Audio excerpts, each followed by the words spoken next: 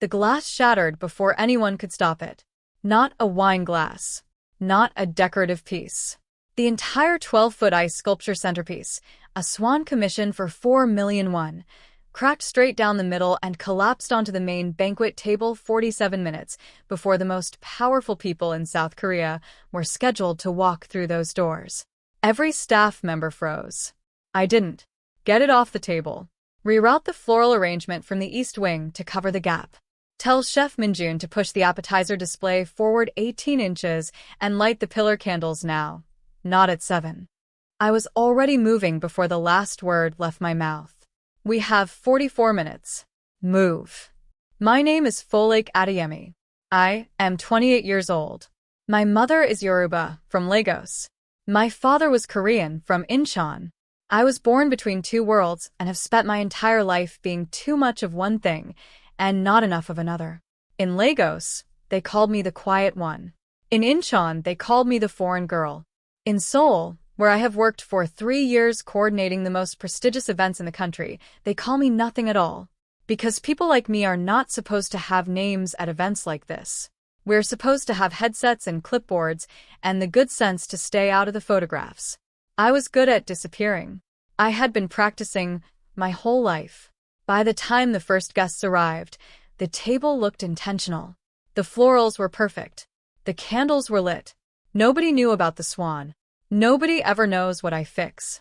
And then Kwon Dohyun walked in, and the entire room shifted like gravity had changed direction.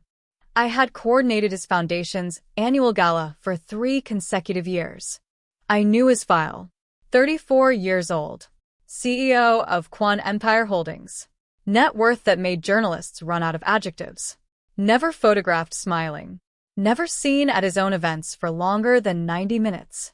What the file didn't prepare me for was the way he moved through a room, not like a man who owned things, but like a man who was exhausted by everything he owned and was too disciplined to let anyone see it. I noticed that in exactly 3 seconds. Then I looked back at my clipboard. He was not my assignment. The gala was my assignment. I had 42 guests to seat, 2 malfunctioning microphones to replace, and a junior staff member who had just spilled champagne on a senator's wife. I handled all of it in the next 22 minutes without raising my voice once. What happened at the 53rd minute, nobody planned for. The lights went out. Not a flicker. Not a partial outage. Total darkness. The kind that makes a room full of powerful people suddenly remember they are just human beings standing in the dark. For exactly 4 seconds, there was silence. Then the screaming started. Stay calm. My voice cut through the panic before I had made a conscious decision to speak. This is a controlled power interruption. Emergency lighting will activate in 60 seconds. Please remain where you are. It was not a controlled power interruption. The backup generators had failed. I found that out through my earpiece 10 seconds later, while maintaining a completely steady expression for the 200 guests looking around frantically for someone to tell them what to do. Folake. My supervisor's voice crackled in my ear. He sounded like a man considering a career change. We have a situation. I know. I'm handling it. Get the east and west exit teams in position. Nobody leaves through the main entrance. It opens onto the street, and we'll have a crowd crush. Route everyone to the internal corridors. I was already moving through the dark with my flashlight. And find the venue director. He needs to be visible. The venue director left 20 minutes ago. Family emergency. Of course he did. Then I need you visible. Jacket on, smile on, walk slowly through the main hall, and tell anyone who asks that this is being resolved. I rounded the corner toward the service corridor. Do not run. Running makes people panic. Got it. Folake. I'll check in every 5 minutes. I sealed the radio and pushed into the service stairwell to access the generator control panel on the sublevel. What I did not account for, the one variable missing from my contingency plan, was the man already standing in that stairwell. Kwon Dohyun. Alone. No security. No assistant. Just him, in a 30 million won suit, holding his dead phone and looking at it like it had personally betrayed him. We stared at each other. Mr. Kwon. I kept my voice completely professional. This corridor is secure. My team will restore power within 14 minutes. I need you to stay here while I redirect your security team to this location. He looked at me for a long moment. You're not panicking, he said. No. Everyone else is panicking. Yes. Why aren't you? I met his eyes for exactly 1 second, which was 1 second longer than I should have. Because someone has to know what to do. I reached past him to access the panel on the wall. My shoulder almost brushed his arm. I kept my eyes on the switches. What I did not know, what I could not have predicted, was that the stairwell door behind us had just automatically sealed. We were locked in, both of us, together. And the 14 minutes I had promised him was about to become 3 hours. I tried the door first. Then I tried it again because sometimes the mind refuses to accept what the hands already know. Sealed, magnetically locked from the outside. A safety feature that activated during power failures to prevent unauthorized access to service corridors. A safety feature that had just trapped me with the most powerful man in South Korea. How long, he asked, until my team locates us and overrides the lock manually. I did not turn around. Could be 20 minutes. Could be longer. It was longer. I spent the first 15 minutes with my back half turned to him, managing my team through the radio. Rerouting guests, calming the senator's wife again, talking Chef Min Jun off the edge of a complete breakdown because the cold appetizers were warming. I handled every single crisis in that building from a locked stairwell in the dark with a flashlight wedged under my arm. He watched me the entire time. I could feel it. The particular quality of attention that comes from someone who is used to being the most observed person in any room suddenly becoming the observer. It made my skin feel strange. I ignored it. When the immediate fires were out, silence settled between us like a third presence in the room. I checked my watch. 31 minutes gone. You can sit, I said finally. This may take a while. I'm fine standing. You've been on your feet for 4 hours at a formal event. The step is clean. Sit down, Mr. Kwon. A pause. Then the sound of expensive fabric meeting concrete steps. I almost smiled. I didn't let myself. How do you know I've been on my feet for 4 hours? He asked. I know the schedule of every person in that building. It's my job. You knew my schedule. I coordinated your arrival, your table placement, dietary requirements, and your preferred exit route for when you inevitably leave early. I finally sat down on the step below him, maintaining the professional distance. Tuna allergy. No shellfish. Water with no ice. You always leave through the kitchen exit to avoid the photographers. Silence. You've been watching me, he said slowly. I've been doing my job. I looked at him then, directly, because I needed him to understand the difference. I watch everyone. It's how I keep everything running. You are not special in that regard, Mr. Kwon. You're a variable I am paid to manage. Something shifted in his face. Not offense. Something more complicated than that. No one has ever called me a variable before. No one who depends on your money would. And you don't. My contract is with the agency, not with you personally. I turned back to the wall. So no. Another silence. This one felt different. Charged in a way I didn't have a category for. The florals, he said quietly. They were wrong. I went still. Every year, he continued. Imported white orchids in October. It looks expensive and it means nothing. October should be chrysanthemums. My grandmother grew them. She started this foundation. He stopped. Nobody has ever changed them. I stared at the wall for 3 full seconds before I trusted my voice. I put in my recommendation report. Every year. For 3 years. I paused. The agency director said, you prefer the orchids. I never said that. I know. The weight of that settled over both of us. Then I don't know why I said it. Maybe the dark made honesty feel safer. I kept going. The seating chart prioritizes net worth over conversation. You seat rivals next to each other and call it diplomacy. The menu has never once featured food from any of the communities your foundation actually serves. And the program, the beautiful, expensive, printed program, lists 43 names. Donors, board members, sponsors. I stopped. Not one person your foundation has helped. Not one name from the community. Just the people who gave money. The silence that followed was so complete I could hear my own heartbeat. You've thought about this for 3 years, he said. His voice had changed. Quieter. More careful. Yes. And never said anything. To who? I turned to look at him fully for the first time. I'm the staff, Mr. Kwon. I make things run. I don't get opinions. He looked at me for a long moment, and something in his expression broke open, just slightly, just enough. My mother planned this gala for the first 12 years, he said. After she handed it to the agency, I stopped looking at the details. I just showed up. He exhaled. I didn't know about your reports. I assumed. I'm sorry. I had not expected that. Not even slightly. I looked away first. Mostly because the way he said it made something dangerous happen in my chest, and I was not equipped to deal with that in a locked stairwell at 9:47 in the evening.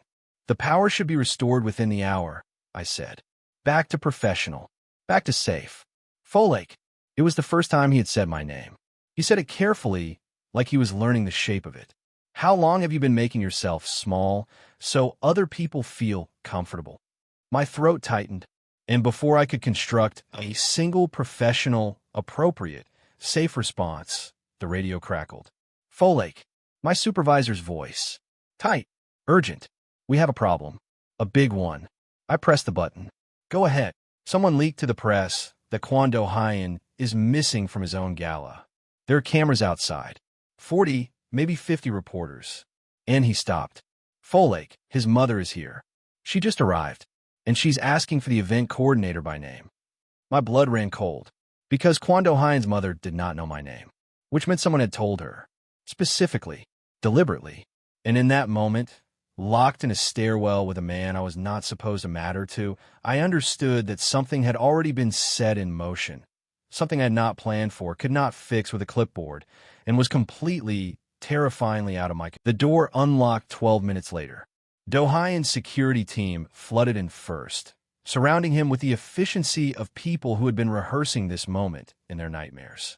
Someone handed him a phone. Someone else handed him a jacket. Within 40 seconds, he had been absorbed back into the world that belonged to him, and I was standing alone in the stairwell doorway, watching it happen. He looked back once. Just once. And for that 1 second, his eyes found mine across the corridor with an expression I did not know how to file away neatly and forget. Then he was gone. I straightened my headset, picked up my clipboard, and went back to work. That was what I knew how to do. That was the only language I had ever been fully fluent in.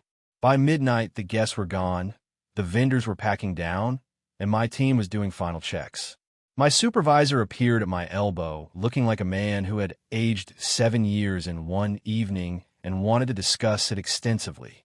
I gave him the incident report, the vendor feedback forms, and the generator failure documentation, and told him I would have the full post-event analysis on his desk by Thursday.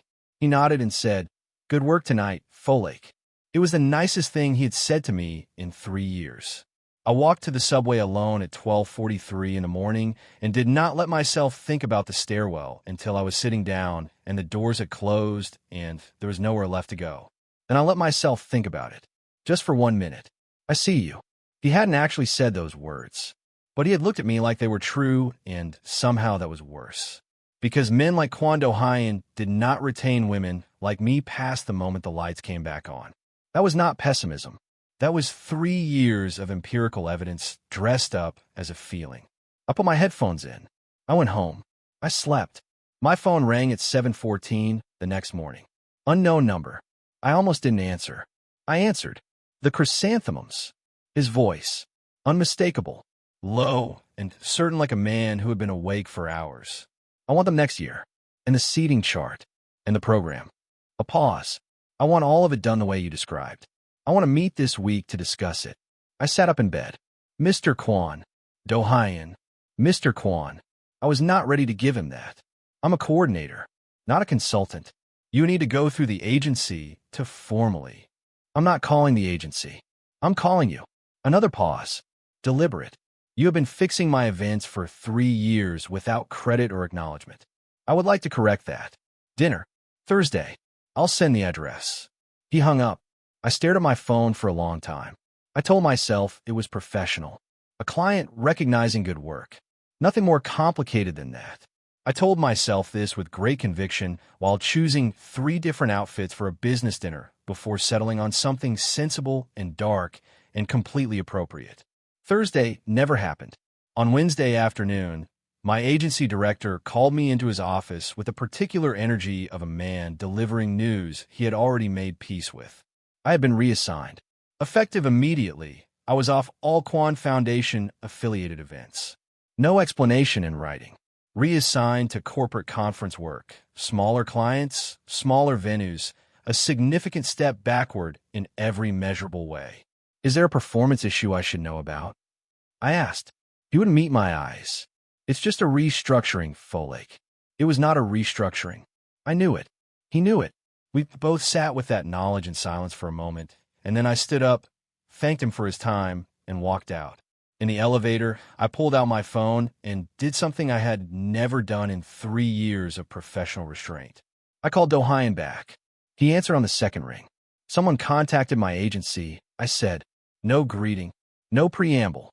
I've been pulled off your account. I don't know who made the call, but I think you should know it happened before Thursday, so you're not waiting on someone who won't be coming. Silence. The specific quality of silence that belongs to someone becoming very, very still. Say that again, he said quietly. I said it again. What followed was the most frightening silence I had ever been party to. Not frightening because of anger, though I could feel that underneath it, cold and contained and absolute. Frightening because of how controlled it was. Because I understood instinctively that this was a man who only went that quiet when something was about to change permanently. Don't do anything, I said, and surprised myself by meaning it. Whatever you're thinking, please don't. I don't want to be the reason for a war I didn't start. You're not the reason. His voice had dropped to something barely above quiet. She is. She. I closed my eyes. His mother, Madame Kwon Dohyun, the woman who had built the foundation, designed the gala, and run her son's life like a subsidiary company until he was old enough to resist her, and even then, only partially. She had found out about the stairwell, about the phone call, about Thursday, and she had moved faster than either of us. Folake. His voice pulled me back. I need you to trust me. Can you do that? I stood in an empty elevator in a building where I no longer had a meaningful assignment and thought about every time I had trusted a situation to resolve itself in my favor. I don't know yet, I said honestly, for some reason that made him exhale like it was exactly the right answer. I found out what Dohyun did the same way the rest of Seoul did. The news alert hit my phone at 9:41 on Friday morning while I was eating toast and trying to care about a corporate conference for a pharmaceutical company that made hand sanitizer. Kwon Dohyun dissolves agency contract for annual foundation gala. Names independent creative director. Full statement to follow. I read it 3 times. Then my phone rang. I told you not to do anything, I said. You told me not to start a war. His voice was calm in the way that oceans are calm before something moves underneath them. I didn't start a war. I made a business decision. There's a difference. Dohyun. The name came out before I could stop it. He said nothing, but I felt the shift, the way the air changes when something that has been held back finally moves. The whole city is going to talk about this. The whole city already talks about everything I do. At least this time, they'll be talking about something that matters. A pause. Check your email. I checked it. A formal contract. My name in the header. Creative Director, Kwon Foundation Annual Gala. Full autonomy over concept, design, vendor selection, and program content. A fee that made me sit down on my kitchen floor. And at the bottom, one line that was not standard contract language. The chrysanthemums were always supposed to be there. I sat on that kitchen floor for a long time. Not because of the money. Not because of the title.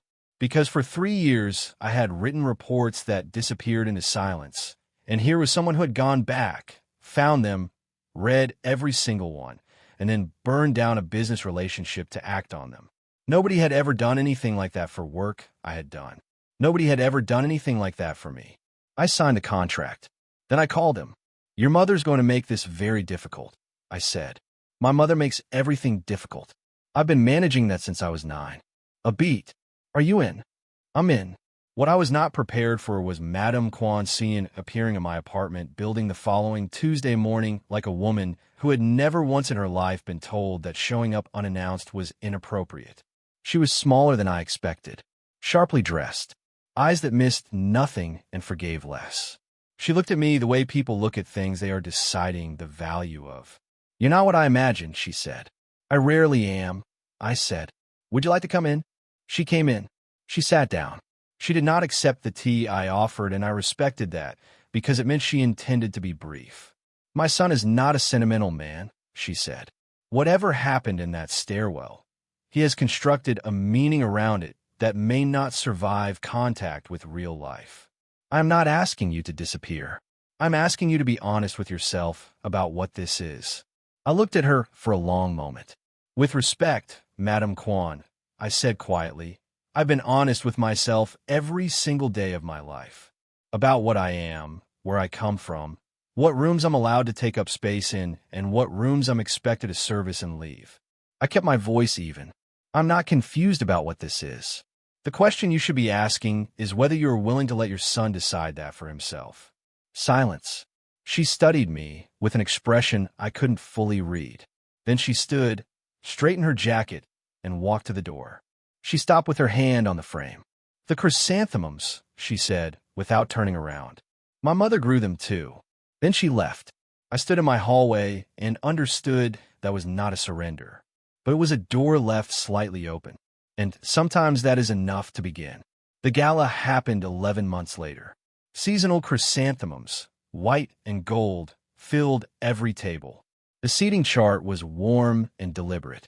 The menu featured jollof rice alongside doenjang jjigae, chin chin beside hotteok, a table of food that told the truth about who the foundation actually served. And the program, the beautiful, honest printed program, opened with a full page of names. Not donors, not board members, people the foundation had helped. Real names, real stories. At the bottom of that page, in small, clean print, Creative Director, Folake Adeyemi. I stood at the back of the room with my headset on, watching it all hold together the way I had imagined it for 3 years in reports nobody read. Dohyun found me there. He didn't pull me to the front. He didn't make a performance of it. He just walked to the back of the room, stood beside me, and looked out at what we had built. "How does it feel?" he asked. I thought about every room I had ever made perfect and left before the photographs were taken. Every name left off every list. Every report filed and forgotten. Every version of myself I had compressed into something easier for other people to overlook. "Like I was always supposed to take up this much space," I said. "I just needed someone to stop moving me out of the frame." He looked at me then. Not the way people look at staff. Not the way people look at variables to be managed. The way people look at someone they chose. Deliberately. Completely. Without apology. He took my hand. I let him. And somewhere in that room, between the chrysanthemums and the sound of a gala that finally told the truth, I stopped being invisible. Not because he saw me, but because I finally stopped apologizing for being worth seeing.